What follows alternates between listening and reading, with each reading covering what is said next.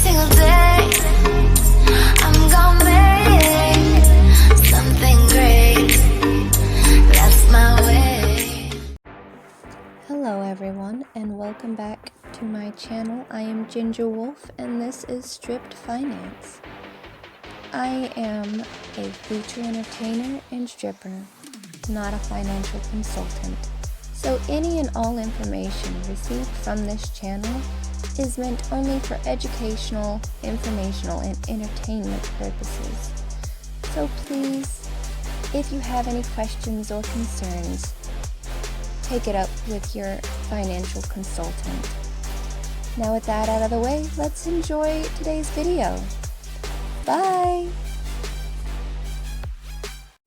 Hi everybody, welcome back to Stripped Finance. So today we're going to be doing another Investopedia article.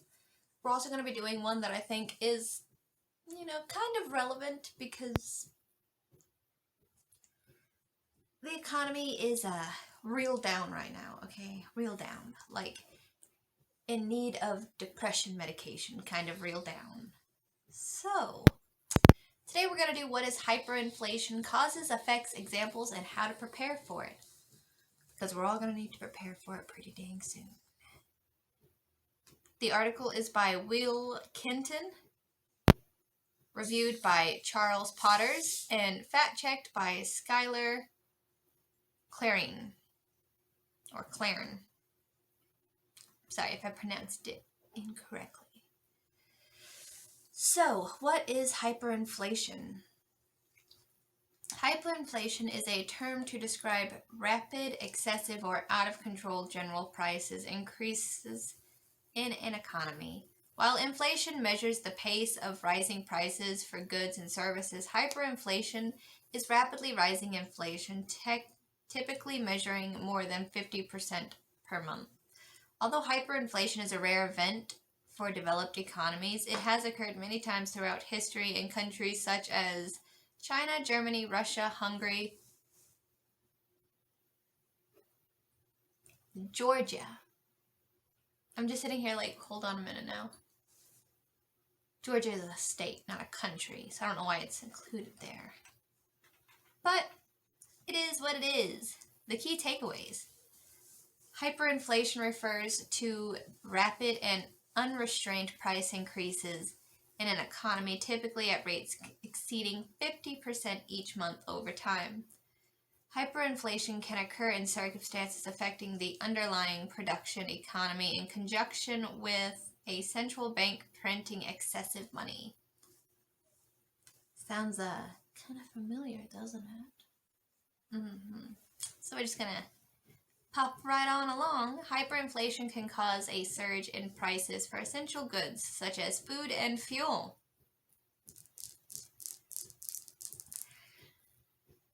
As demand outpaces supply. While hyperinflation scenarios are typically rare, they can spiral out of control once they begin. Understanding hyperinflation.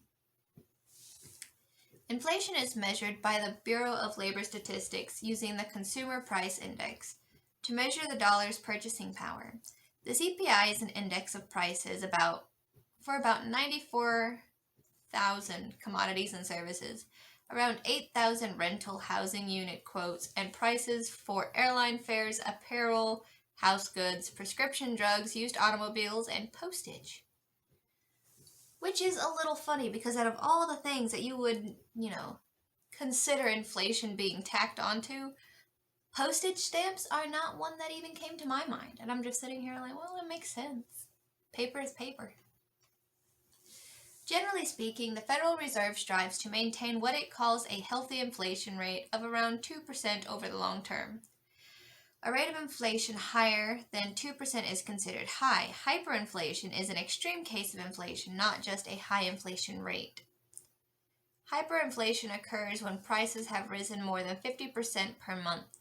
Daily increases might approach 200% or more when hyperinflation occurs. For instance, imagine you always buy the same items at the grocery store. If the economy were experiencing a rising inflation rate of $5 per day, Your grocery bill might rise from $500 per week to $675 the next week to $911 per week the following week, and so on. Causes of hyperinflation. Although several circumstances can trigger hyperinflation, here are the most common causes for hyperinflation. Excessive money supply. Central banks generally control the circulating supply of money. In circumstances that historically warrant an increase in money supply, like a recession or depression, central banks can increase the amount of money circulating. The intent behind this action is to encourage banks to lend and consumers and businesses to borrow and spend. However, if the increase in money supply is not supported by economic growth, as measured by the gross domestic product, hyperinflation can result. If the GDP, the measured of an economy's production, isn't growing, businesses raise prices to boost profits and stay afloat.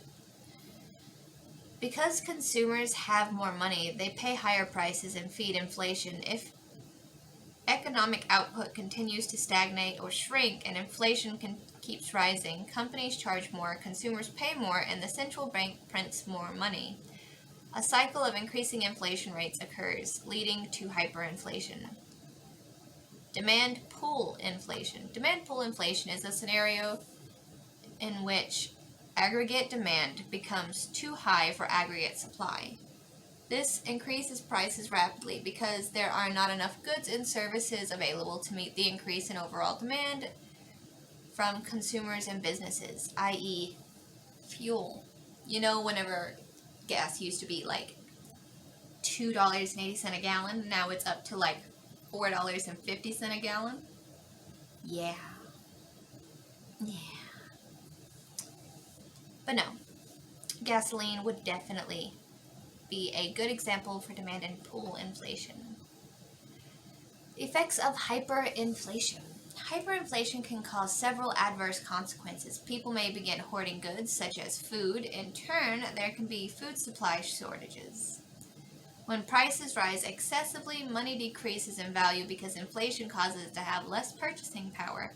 Less purchasing power means consumers spend more money to buy less. As a result, they have less money to pay bills, fewer dollars to use on essential items. Also, people might not deposit their money in financial institutions, leading to banks and lenders to go out of business. Tax revenues may also fall if consumers and businesses can't pay, resulting in governments failing to provide essential services. How to prepare for hyperinflation. It's critical to remember that hyperinflation doesn't happen very often, especially in developed countries where a central bank focuses on reining in and controlling inflationary periods.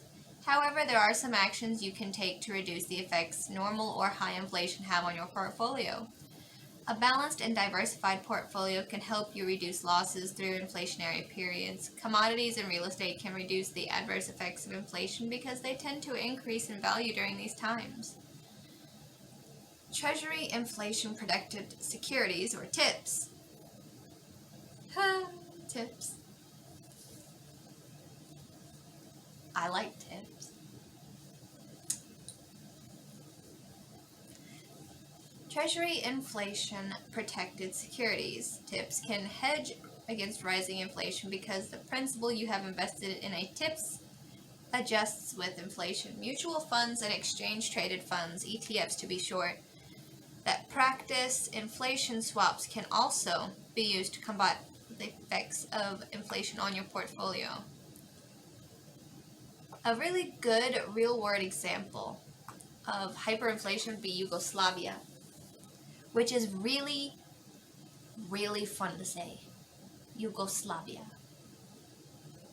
One of the more devastating and prolonged episodes of hyperinflation occurred in the former Yugoslavia in the 1990s. On the verge of national dissolution, the country had already been experiencing inflation at rates that exceeded 76% annually. In 1991, it was discovered that the leader of the then Siberian province, Slobodan Milosevic, there we go, had plundered the national treasury by having the Siberian central bank issue $1.4 billion of loans to his cronies. The theft forced the government central bank to print excessive amounts of money to take care of its financial obligations. As a result, hyperinflation quickly enveloped the economy, erasing what was left of the country's wealth and forcing its people into bartering for goods. I'm not going to say that the bartering system is bad, but it doesn't work. Like, it's one of those things where it sounds good on paper, but it never necessarily works out in practice. The inflation rate nearly doubled each day until it reached an unfathomable rate of 313 million%. And I didn't, fudge that up. There are 6 zeros, right? That means 313 million% per month. The government quickly took control of production and wages, which led to food shortages. As a result, incomes dropped by more than 50% and production crawled to a stop. Eventually, the government replaced its currency with the German mark, which helped to stabilize the economy. There are other really good examples, but the bottom line is hyperinflation is a scenario in which a country's inflation rate rises 50%.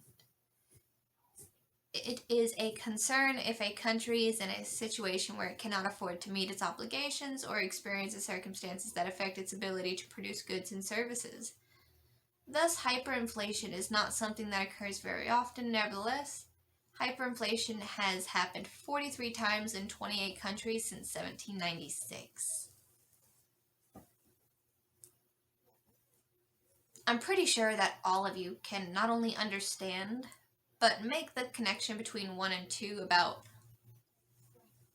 what I'm talking about. But that's going to be it for today. So everybody say bye. Say bye, Harold. Bye. And today I am wearing my pony shirt because I am super excited because come December 8th, 9th, and 10th, I'm going to be in East Cape Girardeau at the Pony Club.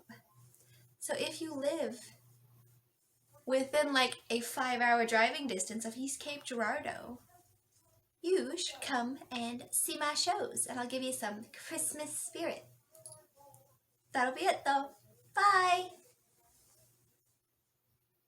Hi everybody, thanks for making it this far. Don't forget to like, comment, subscribe, share the channel, all that good stuff. So, this is your financial bartender serving you up shots of inspiration. I'll see you later. Bye!